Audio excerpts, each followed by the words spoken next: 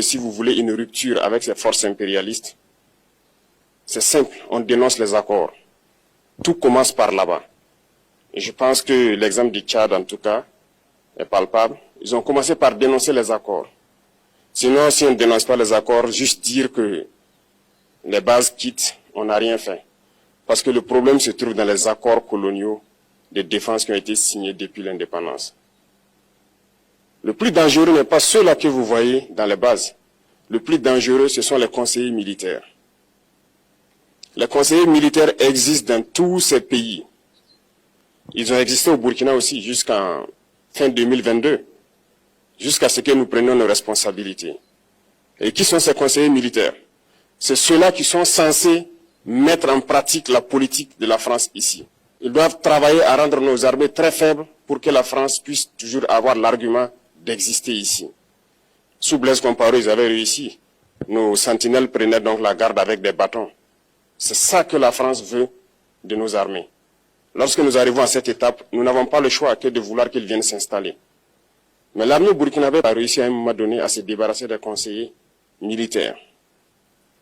Malheureusement, je pense qu'en 2019, après l'opération Otapoano, où ces Français ont vu que l'armée burkinabé avait encore une capacité de réagir au terrorisme, ils ont appelé le chef d'état-major en France, ils l'ont instruit de reprendre les conseillers militaires dans toute la structure.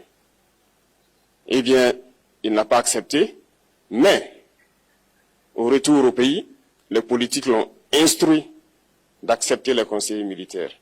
Et c'est là que les conseillers militaires sont revenus dans l'armée burkinabé en 2019.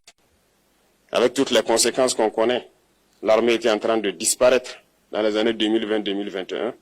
Et d'ailleurs, c'est le moment où beaucoup de militaires ont dû déserter, parce qu'il n'y avait plus d'espoir. On était en train de s'effondrer. Voilà un peu comment ils travaillent.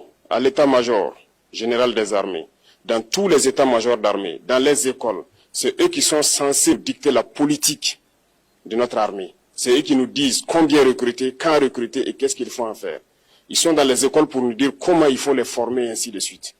Tant que ces conseillers militaires sont là, vous n'êtes pas indépendant. Votre armée aura juste l'apparence d'une armée qui sera là en train de faire des parades, du cirque. Mais lorsque viendra la guerre, vous vous rendrez compte que la parade, c'est une chose, mais la guerre, c'est une autre chose.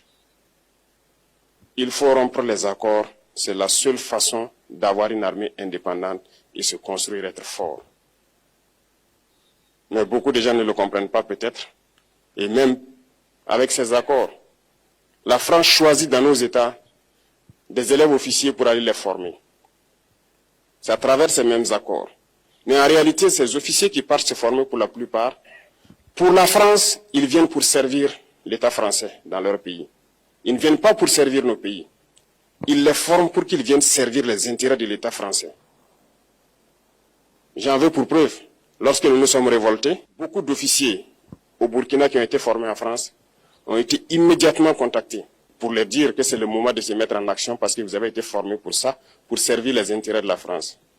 La plupart de ces officiers nous ont rendu compte, nous avons pris acte et nous continuons de suivre. Lorsque un officier formé en France arrive dans son pays et par malheur meurt soit par accident ou bien sur le champ de bataille, en France, il y a une nuit d'hommage aux morts dans l'armée, comme partout ailleurs. À la nuit d'hommage aux morts, on cite le nom de l'officier en question et on dit « mort pour la France ». Il ne le forme pas pour servir son pays, il le forme pour servir leur État. Et dans beaucoup d'États africains, il y en a plein de ces officiers.